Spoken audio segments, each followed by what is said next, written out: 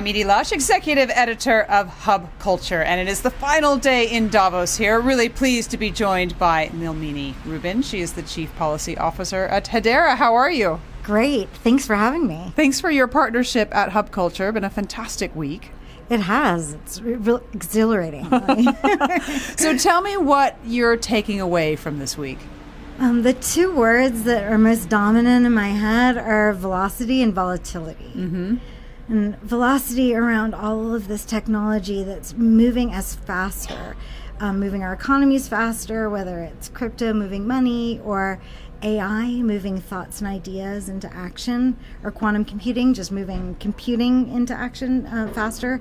So I've really been thinking about like the impact of that velocity on society.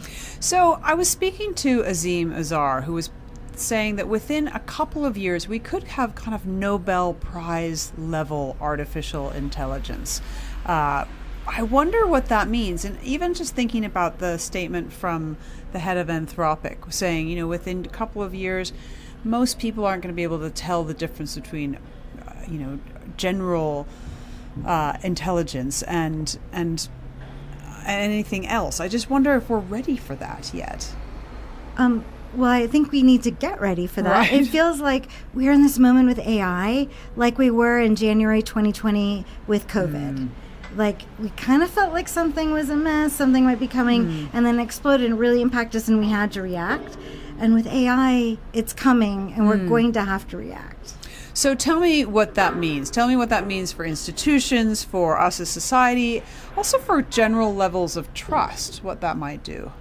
Well, it's a really important time for us to use our institutions to think through the different ways AI is going to transform our economy, and think through how we are going to make sure that people have the ability to trust the data that's going into AI, so that we know that these Nobel Prize winning things that come out artificial general intelligences, AGI, that we know that those things are based on truth.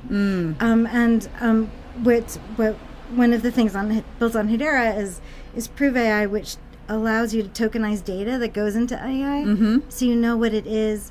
You can price it. You can pay people for use of the data, but you can also pull it out if it's not correct. And so I think like having countries think through how they want to have AIs operate in their countries. So give me a little bit more background on that, because I think that's the future of how we can build trust. How can you use the blockchain, use the technology that you're already employing, scale it up so that more people can trust the data that we're seeing that floods our world or powers our world? Yeah, so the technology for data provenance and permissions and payments is there already. What's needed is the call for action. So people will be using those tools on the blockchain once regulators and policymakers say that they need to. Otherwise, there's less incentive for the AI companies to actually use those tools. We heard Antonio Guterres, UN Secretary General, as well as the Pope's envoy here in the World Economic Forum, both calling for ethical AI, for considerations around ethics and inclusiveness.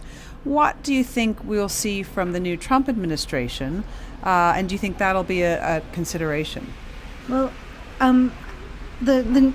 during President Trump's address, he called on the United States to be a center, the leader in AI and crypto.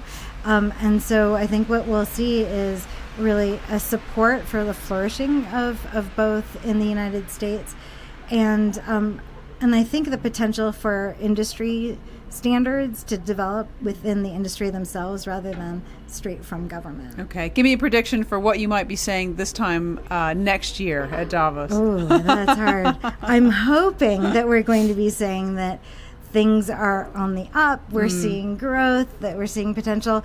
As Klaus Schwab said at the very beginning of this week, I am committed to being a constructive optimist. All right, Nilmini, thank you so much for your partnership and for joining me here on the Hub Culture Warm Studio here on the final day of Davos. It's 2025. I'm Edie Lush.